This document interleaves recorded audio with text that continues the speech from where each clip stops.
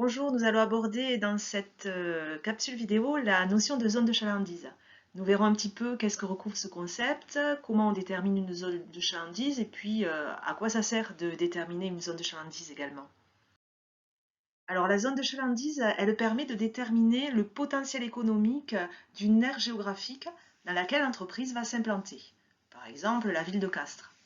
C'est une zone à l'intérieur de laquelle on trouve la clientèle potentielle. Et pour rappel, un client potentiel ou la clientèle potentielle, ça s'appelle aussi un prospect. Et c'est une personne ou une organisation qui est intéressée pour effectuer un achat, qui a des ressources financières nécessaires et qui a aussi le pouvoir de prendre des décisions d'achat. L'étude de la localisation d'un point de vente est essentielle pour contribuer à développer l'activité. Le développement ne sera pas le même si le point de vente se trouve sur un secteur porteur ou sur un secteur géographique moins porteur. Ainsi, étudier avec précision la zone de chalandise d'un point commercial permet de mettre en évidence la manière dont les sites existants fonctionnent.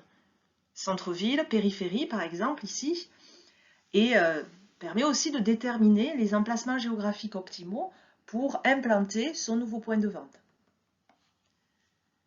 La définition d'une zone de chalandise va dépendre de plusieurs facteurs. Par exemple, la population établie dans la zone. Par exemple aussi l'environnement concurrentiel ou les spécificités encore de l'activité. Ce qu'on peut dire, c'est qu'une boulangerie, par exemple, n'aura pas le même rayonnement qu'une grande surface. Et la zone de chalandise sera donc forcément réduite pour le premier point de vente ou la première activité.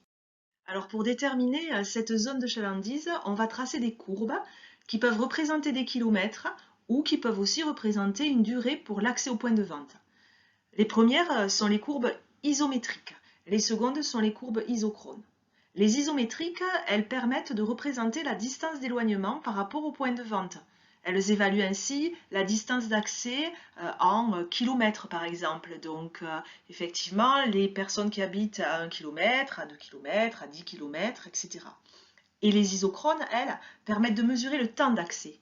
Elles sont tracées autour du point de vente et elles vont relier des points pour lesquels les temps d'accès pour se rendre au point de vente sont identiques.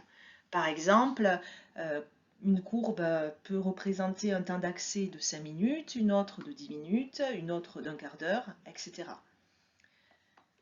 En général, on détermine des courbes primaires, enfin une zone primaire, une zone secondaire et une zone tertiaire.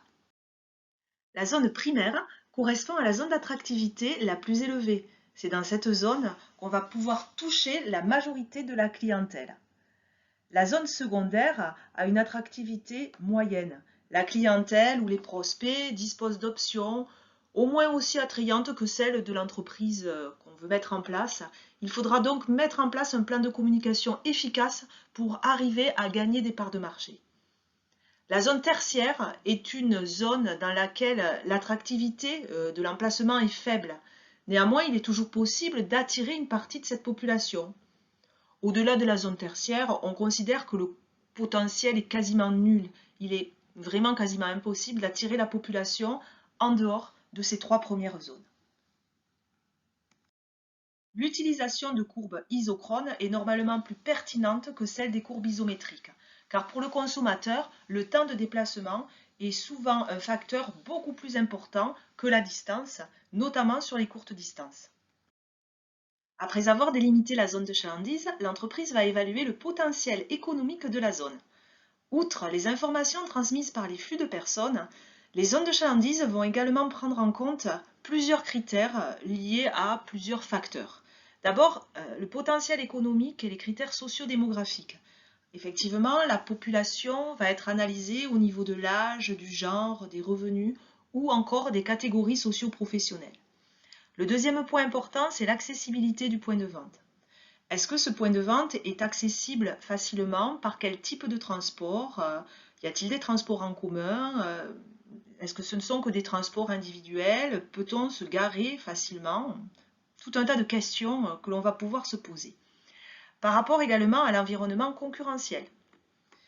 L'environnement concurrentiel est important puisqu'il va permettre de déterminer un petit peu le tissu commercial, l'intensité de la concurrence et le potentiel taux de cannibalisation.